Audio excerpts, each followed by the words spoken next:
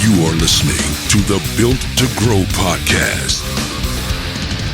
All right. Welcome back to the Built to Grow podcast. I'm your host, Tim Lyons, in studio HQ, joined as always by Randy Angson. What's up, man? How we doing, brother? So good. So good. We got lots to talk about, and shit's hitting the fan right now.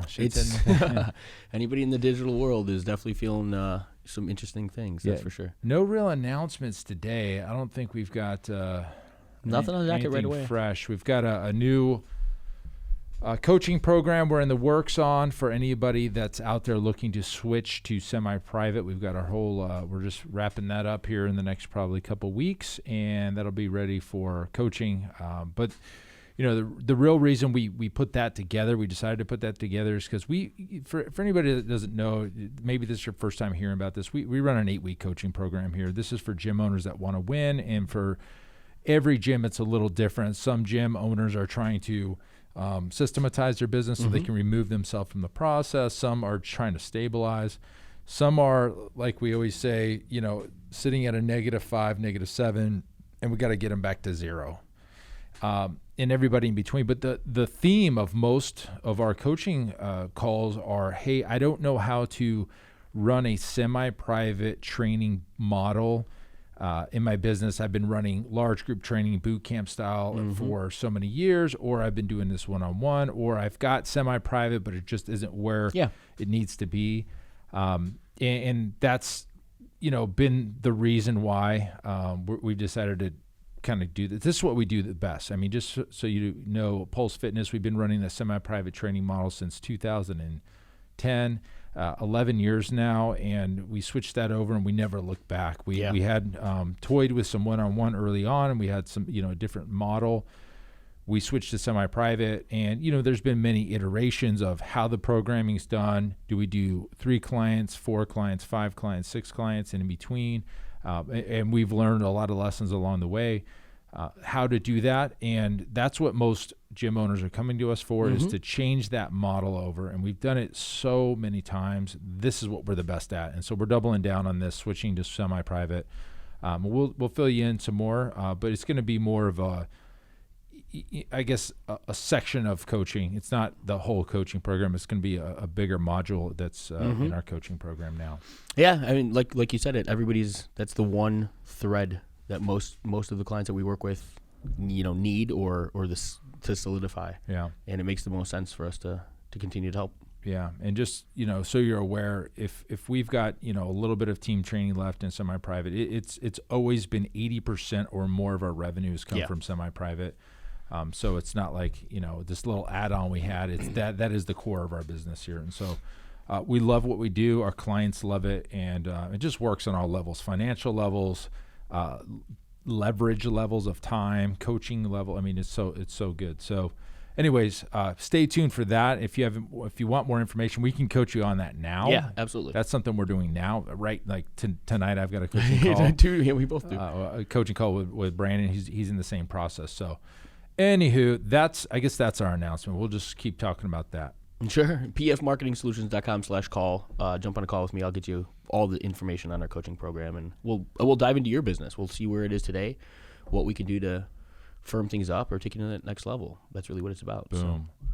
All right, so Randy, fill everybody in. What, you know, by the time they're hearing this, it might be a little old news, but I'm pretty sure it's going to be worse by the time they're hearing about this. We'll give everybody a little synopsis of what's going on with the, you know, censorship. Well, here we said what date is today. Today's the 12th, right? So a few days ago, obviously, all of us heard about, you know, everything that went down at the Capitol.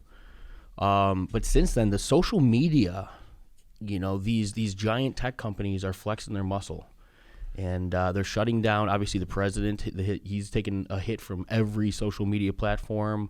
Now going outside of that, other organizations are cutting ties with campaign donations and things like that. But from there, other applications themselves are being pulled from, you know, Google Parler, you know, big conservative application that hit the market.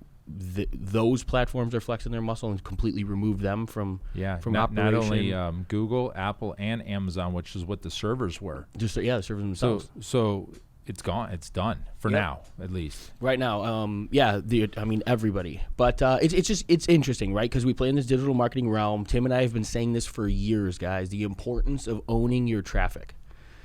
I don't care what side of the coin you stand on. I don't care if you believe in the president's message or you believe the big tech companies are doing what they need to. The fact of the matter is, we've been warning you guys about playing in other people's sandboxes and putting too much of your cards in that stack. This is the perfect example of losing every bit of what you have because it's somebody else's, because somebody else owns that. Literally, the president of the United States, they say he's the most important person in the world. In the world, yeah. And just like that, all of these companies had the ability to shut down his level of communication across the entire world. Mm-hmm. Think about that. If they were doing it to him, they could absolutely do it to any one of us. Yeah. But they can do it to Joe's Jim's warehouse. Exactly, right? And you don't know, and it sounds goofy, but you don't know the reason that they're going to come after you, or what excuse or what reasoning or however they want to paint the picture.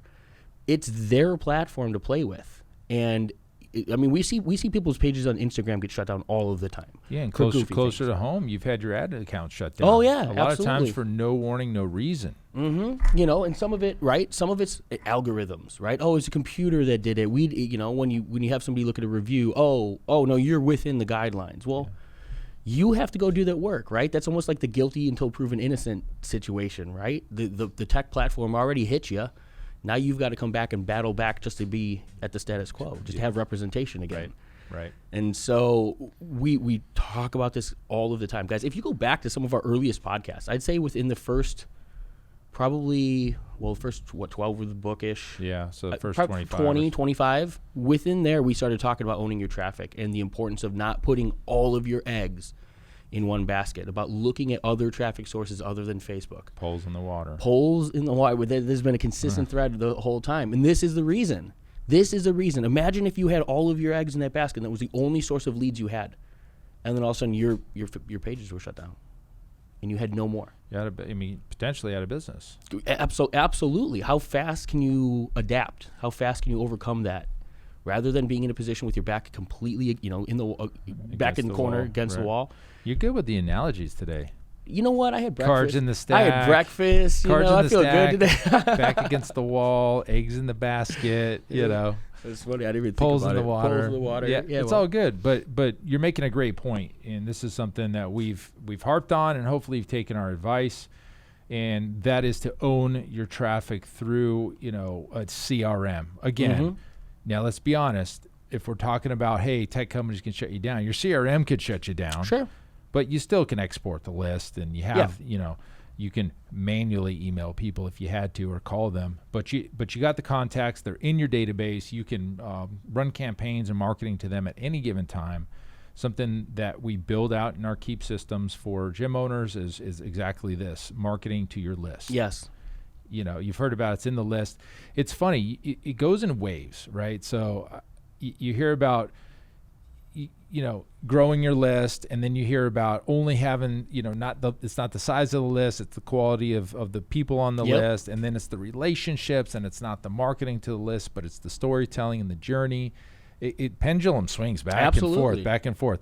Direct response versus branding, all in on Facebook, get out of Facebook. It's crazy, but you know what? If this were easy, everybody would do it. And I think that that's marketing as a whole. Yeah. The giant tech companies, giant companies are going through the same thing, right? What resonates? Human nature, you can look at society sometimes and just see that, across the nation, we're a little bit more emotional than we are at other times, right? I'm sure the catering of the marketing across the board probably panders to that somewhat. It is always a dance. It's a dance. It is. It's another analogy. There we go. Let's just keep them rolling. Hey, I'll keep pointing them out every time you run one. Yeah, we should just keep a checklist. It's a dance. Right. But that's it, right? There's no perfect answer always. It is always fluid. Something's changing. You have to adapt. You have to look at the data, interpret it, make those changes. That's how we've successfully marketed, and I know that. That's what we encourage you guys to do. Have those multiple poles in the water. Understand what each of those are doing for you and where you should be putting your time and attention. Correct. and having the right campaigns built out. So just having a list it's worthless. We could prove that. I mean, just from think about our Black Friday campaign, Yes. right? We had 20, almost 30 gyms, 28 gyms come, do as part of our Black Friday workshop. This is a long, what was it, a 2-week nurture before the sale? Week and a half or so? We added a week to it. So typically it's like a 10 days. We went like 17 days or something. So we're nurturing this list ahead of opening up the sales, buttering up the contact or the people in that list and so forth. But even at that, it showed us who had been communicating to their list consistently beforehand. Because the second those emails started going out, a lot of some of them unsubscribes. Started getting those, higher level unsubscribes, bounces because they're old email addresses that have been sat in a CRM and never, you never knew it was a bad one. Right. So that showed us just the importance of consistency in a real, like a snapshot. Yep. That was a quick, easy way to see it. We go through this stuff every day. Yeah, some gyms excelled and some got clobbered. Yeah. Got clobbered. And, and just open up a lot of people's eyes. Overall, every gym did well. Yep. I think there was 2 gyms that maybe didn't make the return on investment, but everybody else, I mean, one gym did $300,000. Yeah. Crushed it. And there was 300, there was a 70, a 40, a 30. I think we were sitting at just at around 40,000 in revenue collected. That's the thing. That's the one thing that we were trying to push. We generated $40,000 without spending a cent on advertising. Yes. That's huge. Matt generated $300,000 without spending one. I guess he ran some ads, but retargeting stuff. But in overall, he spent very little to get that $300,000 return. So own it. Own your list. Own your contacts. Segment your contacts. Speak to them often. Take them on a journey. Don't just sell to them. Give them education and quality and value. And it'll turn around and pay you dividends. Yeah, that's really it. It's a business of relationships, and I think that the CRM in our businesses are just becoming more and more, valuable. Like if you can utilize that for the relationship nurture management, like it's a CRM, client relationship management, customer relationship management software. Yeah, CRM. CRM. That's what it stands for. So if you utilize it for those types of things, it's amazing how much money and again value lives in those lists. Those clients want to work with you. And if you're interested in Keep, guys, we get the best deals. You can't get the deals that we have just going through the website. We've got the best deals. We can load you up with contacts for cheaper than you're going to see on the website. But you have to tell them you heard it here. You heard it. You put my name, Tim Lyons. If they hear Tim Lyons when you call in, they're going to know it's coming from us.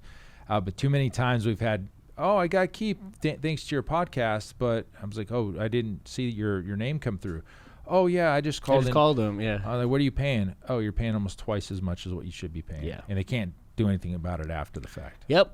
So just, little warning. If you want to get Keep, either just come straight to me and I'll get you signed up, or when you call in, tell them my name and you will get a better deal.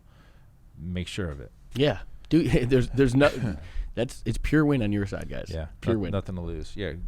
Granted, I do get some credit for that, but you know what? You're getting a better deal. So anyhow, all right. So we're at the risk of losing it all. Yeah. You've seen it happen, and it's getting worse and worse, and people are being targeted. Like, if you're a conservative, there was people like Rush Limbaugh that got banned. Like he's a talk show host, and he's has cancer, and he's dying, and they nope, we don't agree with your message, so you're out. They're calling the shots, and I don't like that position. And again, either side of the coin, it's shutting down the ability to have free speech. And a lot of the irony that I've seen lately when it comes to that and that discussion is, everyone says, it's a private company, they can do what they want. Well, that's a really, really bold thing to say in the middle of a pandemic when small businesses can't open their doors. Yeah. They're private. There you go. Go private. Well, you can go private, but if they're a private company, so are the gyms. So are the gyms. Yeah, and so are the restaurants and the bars. Everybody getting shut down. So that it's congruency, right? It doesn't work both ways. Exactly. And so it's just a scary time. I mean, the lack of ownership on some of these things, like Tim said, even if you have a CRM, sure, can that company pull that software away from you? Sure, but you can still own the data. I will tell you something, guys. If you're with Keep and something happens, I will take care of it. We got a great relationship. If you get shut down I haven't heard of it happening. No. But if you did, talk to me. I'll make some calls and we'll get your data back. I mean, it's no big deal. That's not going to happen through Keep. I mean, it's like I know Mark Zuckerberg of yeah, Keep, we do, right? exactly. So it's like we can just take care of that. He sat in the seat, guys. You've heard him on the show, you know.